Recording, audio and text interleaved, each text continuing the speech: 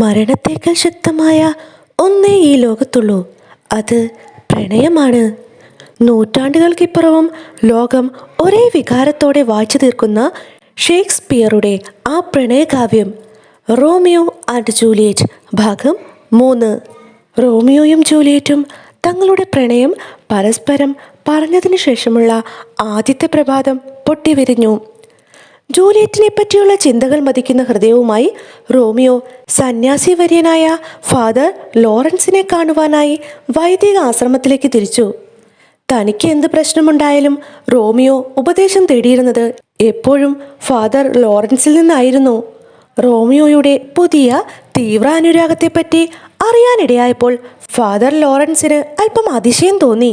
പക്ഷേ റോസ്ലിനോടുള്ള റോമിയോയുടെ അനുരാഗവും അവളുടെ തീരെ തണുത്ത പ്രതികരണവും നന്നായി അറിഞ്ഞിരുന്ന ഫാദർ ലോറൻസിന് റോമിയോ ഒടുവിൽ തന്റെ യഥാർത്ഥ പ്രേമഭാജനത്തെ കണ്ടെത്തിയിരിക്കുന്നു എന്നാണ് തോന്നിയത്.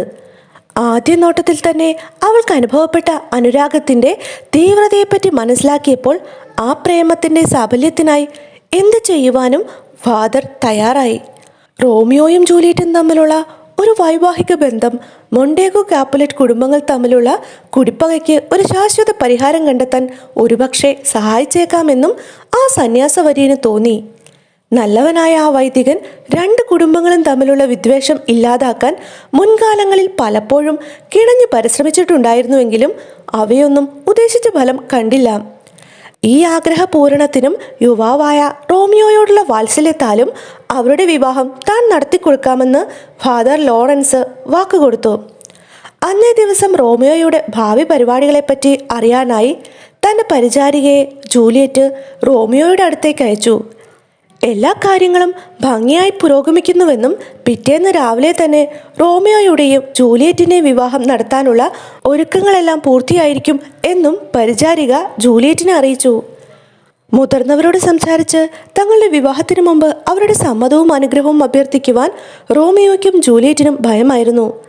ക്യാപ്പിലറ്റുകളും മൊണ്ടേഗുകളും തമ്മിലുള്ള ബോധശൂന്യമായ ആ പഴയ വിദ്വേഷം കാരണം ഉണ്ടായേക്കാവുന്ന പ്രത്യാഘാതങ്ങളെ അവർ ശരിക്കും ഭയപ്പെട്ടിരുന്നു. രഹസ്യമായി തന്നെ യുവകമിതാക്കളെ സഹായിക്കുവാൻ ഫാദർ ലോറൻസ് സന്നദ്ധനായിരുന്നു. ഒരിക്കൽ അവർ വിവാഹിതരാവുകയും അവരുടെ മാതാപിതാക്കൾ അതേപ്പറ്റി അറിയാനിടവരികയും ചെയ്യുമ്പോൾ വർഷങ്ങൾ നീണ്ടുനിന്ന കുടിപ്പകയ്ക്ക് അവസാനമാകുമെന്ന് ഫാദർ ലോറൻസ് വിശ്വസിച്ചു. പിറ്റേ ദിവസം അതിരാവിലെ റോമിയോയും ജൂലിയറ്റും ഫാദർ ലോറൻസിൻ്റെ വാസസ്ഥലത്ത് വെച്ച് വിവാഹിതരായി. പരിശുദ്ധമായ വിവാഹബന്ധത്തിൽ അവർ പരസ്പരം ചേർക്കപ്പെട്ടു. അവരുടെ വിവാഹം അനുഗ്രഹിക്കണമേ എന്ന് ഫാദർ ലോറൻസ് ഈശ്വരനോട് അപേക്ഷിച്ചു. രണ്ട് കുടുംബങ്ങളും തമ്മിലുള്ള പഴയ വഴക്കിനും നീണ്ട തർക്കങ്ങൾക്കും ശാശ്വതമായ ഒരു പരിഹാരമുണ്ടാവണമെന്നും പ്രാർത്ഥിച്ചു. വിവാഹത്തിനു ശേഷം കണ്ണീരിൻ്റെയും ചുംബനത്തിൻ്റെയും അകമ്പടിയോടെ റോമിയോയും ജൂലിയറ്റും വേർപിരിഞ്ഞു. ക്യാപ്പുലറ്റ് പ്രഭുവിൻ്റെ പൂന്തോട്ടത്തിൽ വെച്ച് പഴയതുപോലെ അന്ന് വൈകുന്നേരവും കണ്ടുമുട്ടാമെന്ന് സമ്മതിച്ചാണ് അവർ രണ്ടുപേരും പിരിഞ്ഞത്. ജൂലിയറ്റ് അതിവേഗം വീട്ടിലേക്ക് നടന്നു. സായാഹ്നത്തിനു വേണ്ടി അവൾ അക്ഷമയോടെ കാത്തിരുന്നു. റോമിയോ വരുമ്പോൾ ഇട്ടുകൊടുക്കാൻ പാകത്തിന് ജൂലിയറ്റും തോഴിയും കൂടി ഒരു കയറേണി ജനലിനോട് ചേർത്ത് ബന്ധിച്ചു. വന്നയുടനെ തന്നെ തടസ്സങ്ങളൊന്നുമില്ലാതെ ജൂലിയറ്റിൻ്റെ മുറിയിലെത്തി അവിടെ പരസ്പരം സംസാരിച്ചിരിക്കുവാൻ റോമിയോയെ സഹായിക്കുവാനായിരുന്നു ഈ സജ്ജീകരണം. പക്ഷേ അന്നേ ദിവസം തന്നെ മറ്റൊരു അപ്രതീക്ഷിത സംഭവമുണ്ടായി. റോമിയോ മുഖംമൂടി അണിഞ്ഞ് ക്യാപ്പുലറ്റിൻ്റെ വിരുന്നിനെത്തിയ കാര്യം കണ്ടുപിടിച്ച ടൈബാൾട്ട് തെരുവിൽ വെച്ച് റോമിയോയുടെ സുഹൃത്തുക്കളായ മെർക്കൂഷ്യോയെയും ബെൻവോളിയോയെയും കാണാനിടയായി. ഒരു മൊണ്ടേഗുവായ റോമിയോയുമായുള്ള ചങ്ങാത്തത്തിൻ്റെ പേരിൽ അയാൾ മൂർച്ചയേറിയ ഭാഷയിൽ മെർക്കൂഷ്യോയെ കുറ്റപ്പെടുത്തി.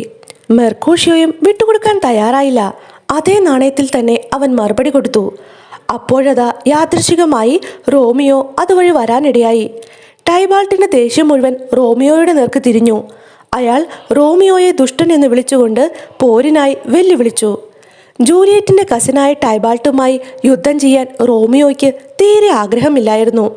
ടൈബാൾട്ട് ജൂലിയറ്റിൻ്റെ ബന്ധുവായതിനാലും അയാൾ അവളുടെ അടുത്ത കൂട്ടുകാരനായിരുന്നതിനാലും ഷണ്ട ഒഴിവാക്കാൻ റോമിയോ പരമാവധി ശ്രമിച്ചു. റോമിയോ വിവേകിയും ശാന്തശീലനുമായിരുന്നു. കുടുംബ വഴക്കിൽ അയാൾ ഒരിക്കലും ഇടപെട്ടിരുന്നില്ല.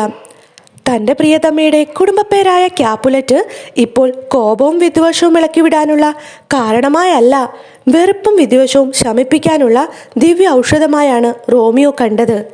അതുകൊണ്ട് ടൈബാൾട്ടിനെ നല്ലവനായ ക്യാപുലറ്റ് എന്ന് അഭിസംബോധന ചെയ്തുകൊണ്ട് സമചിത്തതയോടെ അയാളെ കാര്യങ്ങൾ പറഞ്ഞു മനസ്സിലാക്കുവാൻ റോമിയോ ശ്രമിച്ചു. പക്ഷേ മൊണ്ടേഗുകളെ ഒന്നോടെ ഭ്രാന്തമായി വെറുത്തിരുന്ന ടൈബാൾട്ട് തൻ്റെ വാൾ ഉറയിൽ നിന്ന് വലിച്ചൂരി യുദ്ധസന്നദ്ധനാവുകയാണ് ചെയ്തത്. റോമിയോയുടെ രഹസ്യ വിവാഹത്തെപ്പറ്റി അറിവില്ലാതിരുന്ന മെർക്കൂഷ്യ റോമിയോയുടെ ശാന്തമായ സമീപനത്തെ ദയനീയമായ കീഴടങ്ങളായി തെറ്റിദ്ധരിച്ചു. അയാൾ ടൈബാൾട്ടിനെ വെറുപ്പ് തുളുമ്പുന്ന വാക്കുകൾ കൊണ്ട് പ്രകോപിപ്പിക്കാൻ തുടങ്ങി. ടൈബാൾട്ട് ക്ഷമയുടെ നെല്ലിപ്പലക കണ്ടു. അയാൾ തൻ്റെ വാളൂരി മെർക്കൂഷ്യയുമായി ദ്വന്ദ്വയുദ്ധം ആരംഭിച്ചു. പൊരിഞ്ഞ പോരാട്ടം നടന്നു. ഒടുവിൽ ടൈബാൾട്ട് മെർക്കൂഷ്യയെ മാരകമായി മുറിവേൽപ്പിച്ചു. മെർക്കൂഷ്യോ മരിച്ചു വീണു. റോമിയോയ്ക്ക് തിരിച്ചടിക്കുകയല്ലാതെ നിർവാഹമില്ലാതായി. റോമിയോയും ടൈബാൾട്ടും പരസ്പരം ഏറ്റുമുട്ടി. ഒടുവിൽ റോമിയോ ടൈബാൾട്ടിനെ വകവരുത്തുക തന്നെ ചെയ്തു. പട്ടാപ്പകൽ തെരുവ് വീഥികളിലുണ്ടായ ഈ ഇരട്ട കൊലപാതകങ്ങൾ ഒരു വൻ ജനക്കൂട്ടത്തെ അങ്ങോട്ട് ആകർഷിച്ചു. ക്യാപുലറ്റ് പ്രഭുവും മൊണ്ടേഗ പ്രഭുവും അവരുടെ പത്നിമാരും ആ ജനക്കൂട്ടത്തിലുണ്ടായിരുന്നു. അല്പസമയത്തിനുള്ളിൽ രാജകുമാരൻ തന്നെ സംഭവസ്ഥലത്തെത്തി. കാരണം മെർക്കൂഷ്യ അദ്ദേഹത്തിൻ്റെ ബന്ധുവായിരുന്നു.